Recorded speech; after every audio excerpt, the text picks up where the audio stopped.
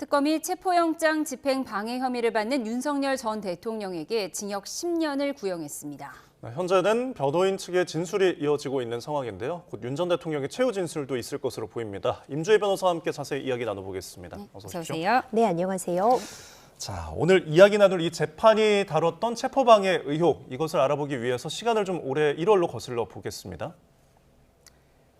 화면 함께 보시죠. 이 높은 언덕에 25인승 승합차로 차벽이 세워져 있고 검은 조끼를 입은 경찰관들 우르르 몰려가고 있습니다. 지난 1월 3일 기억하시나요? 공수처와 경찰이 합동으로 윤 전 대통령 체포영장을 집행했던 모습인데요. 체포영장 집행을 막는 당시 대통령 경호처 관계자들과 몸싸움이 벌어진 겁니다.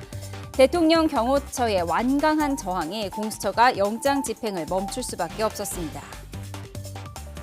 네, 두 번째 영장 집행을 앞두고서는 양쪽 모두 만반의 대비를 갖췄는데요. 보시는 것처럼 대통령 경호처 경호원들이 전술복에 총기도 메고 경비하는 모습이 공개되면서 양측 충돌이 격해지는 게 아니냐는 우려도 나왔습니다. 영장 집행은 지난 1월 15일 새벽 4시부터 시작이 됐는데요. 경찰이 3시간 대치 끝에 관저 내부 진입에 성공했고요. 오전 10시 33분 두 번째 영장을 집행한 지 6시간여 만에 윤석열 전 대통령을 체포했습니다. 네, 오늘 결심 공판이 진행되고 있는데 그 내란 혐의 자체는 아니고 그 외에 체포방해 혐의 등으로 징역 10년이 구형이 됐습니다. 어떻게 보십니까? 상당한 수준으로 구형이 되었다라는 평가가 가능합니다. 단순히 수치상으로 계산을 해보면요. 경합범, 지금 체포를 방해한 그런 부분과 더불어서 비화폰 정보 삭제 같은 부분들이 함께 문제가 되는 건데 가장 중한 형이 특수공무집행방해 7년 6개월입니다. 가중하면은 그 절반까지 가중되기 때문에 가장 최대치로 선고가 될 수 있다면 11년 3개월까지 선고가 될 수 있는 상황이었는데요. 구형이 10년으로 이루어졌다면 상당 수준으로 일단 구형이 된 거라는 평가 가능합니다. 알겠습니다. 자, 지금 저희가 이제 보셨던 그 당시 상황 영상이 있었는데, 그러니까 차벽도 있었고 철조망도 있었고 인간 스크럼을 짜라 윤 전 대통령의 지시가 있었다는 거예요. 이런 것들이 지금 이 혐의가 적용될 수 있다라고 검찰이 주장하고 있는 거죠. 그렇습니다. 지금 영상으로 확인이 가능하신데요. 경호처 인력들이 마치 이제 인간 스크럽이라고 해서 서로 팔짱을 끼고 어떤 이 함대 마냥 어떤 방호복을 세우는 것처럼 이 체포영장 집행을 저지하는 모습을 확인할 수 있었습니다.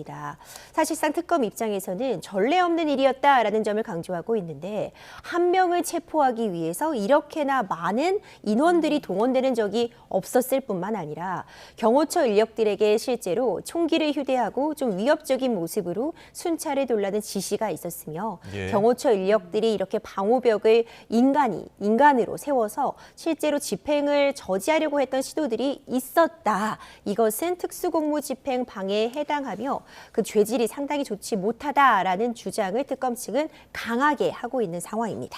네. 잠시만요. 속보가 들어와서 먼저 전해드리겠습니다. 지금 현재 공수처가 직무유기 혐의로 김건희 특검 사무실을 압수수색하고 있다는 속보가 들어와 있습니다.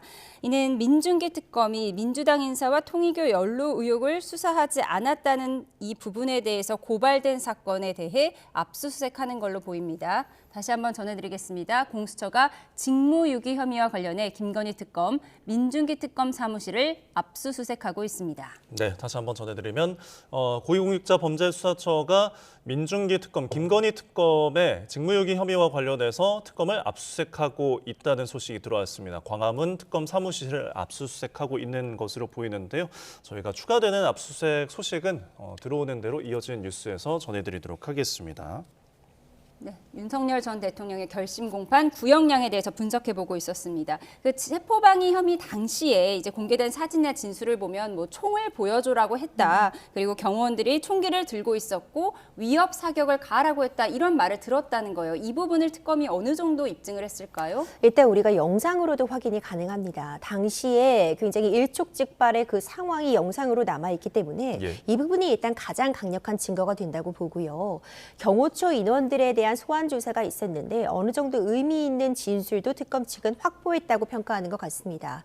여러 차례 이쪽에 회의 같은 것이 진행이 되었고 실제로 이 체포영장이라는 걸 위법한 영장이다라고 단정을 짓고 적법하게 법원에서 발부된 영장임에도 불구하고 그 영장 집행을 저지하기 위해 뭐 총기를 휴대하고 순찰을 돈다던가 인간 스크럽을 짰다는 그런 내용들이 지금 진술로도 확인이 됐기 때문에 네. 특검 입장에서는 공무집행 방해에 대한 부분 상당 부분 소명이 되었다라고 주장을 하고 있습니다. 네. 그리고 당시에 윤 전 대통령이 지시를 받아서 실제 이행을 했던 김성훈 전 경호차장에 대한 수사나 지금 재판은 어떻게 되고 있나요? 김성훈 당시 경호차장 역시도요. 결국 이 특수공무집행 방해를 수행한 가장 핵심적인 인물입니다. 예. 동일한 혐의로 지금 재판을 받고 있고요. 직권남용 혐의 역시도 문제가 되고 있습니다.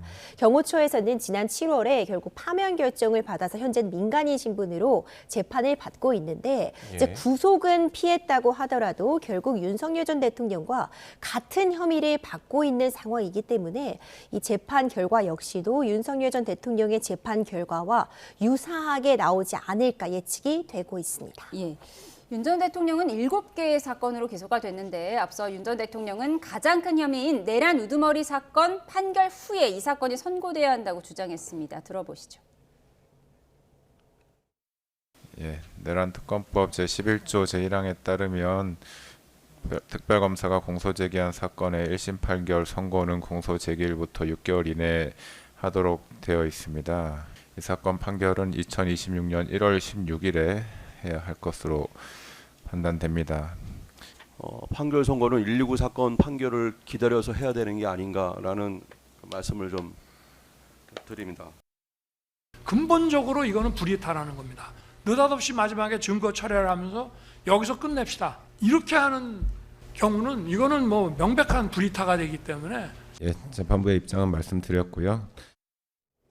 네, 오늘 결심 공판이 진행되고 있는 이 혐의 사건이 내란 우두머리 재판 사건보다 먼저 선고되는 것에 대해서 윤 전 대통령은 이건 불이타다, 그러니까 법률 용어로 급습이다 이렇게 얘기를 했다는 거예요. 왜 그런 거죠? 그러니까 불이타가 사실 법전에 등장하는 용어는 아닌데 법률 실무상으로 이제 갑자기 불의의 타격을 당했다. 예측하지 못한 어떤 공격을 당해서 방어가 어려울 때 쓰는 용어는 맞습니다.